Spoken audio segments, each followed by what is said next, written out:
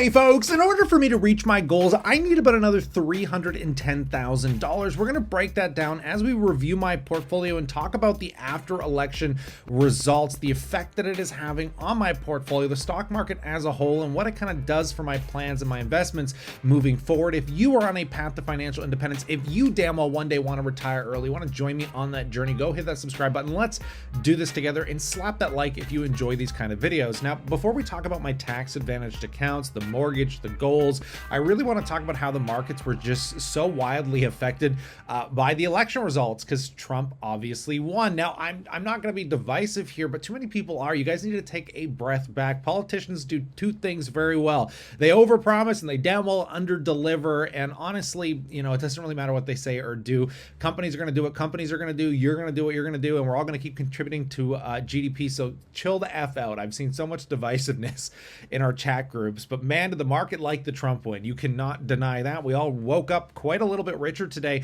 but not in the same kind of factions that I would have thought. I mean, I'm really shocked to see that financials are actually one of the biggest movers for the market today, which is again why I'm so like just viciously into the S&P 500, because big tech has actually largely underperformed. We've seen that in the NASDAQ, and I'm surprised that we haven't seen huge jumps in tech. Actually, the lower half, like your Palantir, some of your software companies are up a lot. We did see Tesla obviously explode. We'll talk about Tesla here in a minute because whether I plan on buying it back or not, still to be determined. But you got to admire Tesla up 12%, making Elon Musk probably one of the most potent, one of the most powerful CEOs to ever exist when he can start whispering or literally pick up the phone and directly call the president on policy and issues. Also really shocked considering drill baby drill, you know, Trump really wants to bring down the prices of oil. I'm shocked that oil is actually trading up on this news.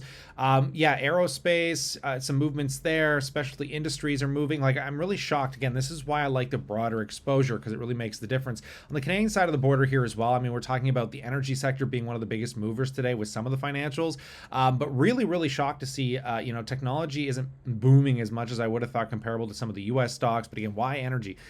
You know, what's the policy going to do that's actually going to benefit these energy companies other than, again, try and bring down the overall price of gasoline? But anyways, you can't really gamble on this stuff, obviously. Well, I mean, you can obviously gamble on it, but to have a high, you know, degree of conviction into anything is purely speculation. We saw dumb money. I've seen so many different sides. I lost my $5 Kamala bet. Me and my buddies got together. 6 of us were divided. I got to go pay them out today. They were already sending me messages this morning, which is hilarious.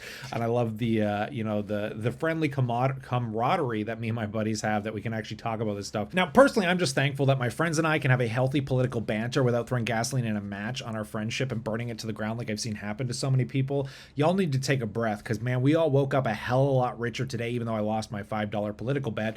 I mean, it's incredible to take a look at, you know, SHD, VOO, the Q's up over 2 percentage points, man. I mean, you look at most of our tech companies, with the exception of REITs and utilities trading down, not sure why, but everything else just to the friggin' moon. And at the scale of the fiance and I's portfolio, when you're talking about 6 figures of assets here, which is why I always want to be 100% exposed to the market, I mean, we're talking about thousands upon thousands of dollars in gains just today alone. I mean, this isn't updated. It's probably closer to 315, 320 in total portfolio value, excluding some of the small caps and things that I don't include in this portfolio overview.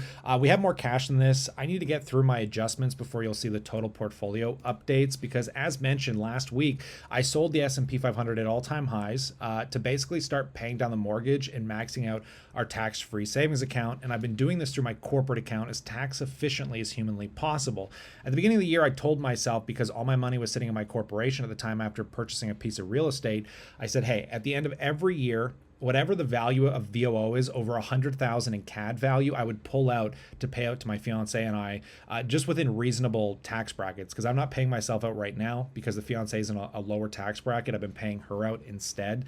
But even today, with the gains that we've had, I mean, the CAD value on this is still up 105K or something like that is what it's at. It's crazy. We're up 40%. And this is on the back of the Canadian dollar just getting absolutely just shit on. I mean, look at this. It's down 5% from peak to trough this year. In the last day, because of the election now, it's down another almost percentage point. So I figure this is the most opportune time after holding US dollars for so long to convert a little bit of a CAD, just again to fast track those payments and get the mortgage paid off sooner rather than later is the goal, right? So that's kind of where it's at, because I also want to use that capital, as mentioned, to build these TFSAs. I mean, I have $70,000 worth of contribution room, and it's crazy because the account already is worth $110,000. So if I can get this fully contributed in the next year or two, we're going to be looking at almost $200,000 of tax, of investments that'll grow tax-free in perpetuity for the rest of my life in a very healthy, balanced manner.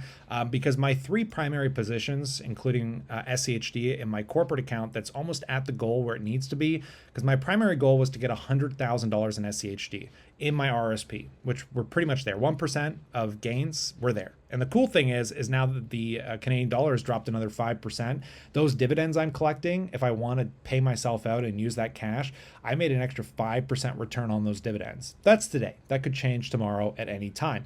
But yeah, the goal was to get 100K in SCHD. I want 100K in VOO in this account, and I want another 100K probably split between two Canadian ETFs, VDY, and I'm looking at a few other ones that many of you are familiar with, but we'll talk about that in a later video. And we also got to get the fiance's contributions done. So in total, within our personal names, I need about $310,000 because we still owe about $180,000 on the mortgage. But I have a huge amount of cash set aside. I'm going to do another 15% payment this year, which will be another $30,000, I believe. But the primary goal is by 35. It's going to be a challenge, but by 35, which is 3 years from now, is to get the mortgage paid off and get these accounts maxed. And that'll put us in a very healthy position at 35 to have a paid for condo in the city of Toronto and, have several $100,000 invested.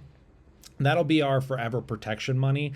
And then from there, obviously scaling my business and doing so much more. It's not like I plan on retiring, but I just really wanted to share this with you as somebody that has been documenting this since 2019. I've been on this journey now for 10 years. And for most of that journey, I never made more than 50K a year. I know I'm very thankful to have met a fiance that has had similar goals. She works hard.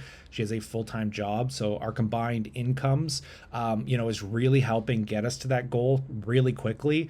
And I'm super thankful for that because I know not everybody has that. But again, I hope you can take inspiration from somebody that has literally made less than 50K a year for the vast majority of my investing career, for even myself, to have several $100,000 in value, which is just nuts to me, between the asset in our real estate, between the portfolio, it's crazy how it really only takes 10 or 15 years, which is a long time, but most people don't have that persistence, which is why I make these videos to hopefully give you that persistence and, work along with people like myself and get that inspiration to continue going every single day. So outside of this, am I looking at some more individual stocks to buy? Yes. I'm looking at Tesla here. I want the dust to settle first before I make any major decisions, but man, oh man, this market is just unbelievable, guys. And I'm just going to pass the question off to you. I'd love to know what you think in that comment section below.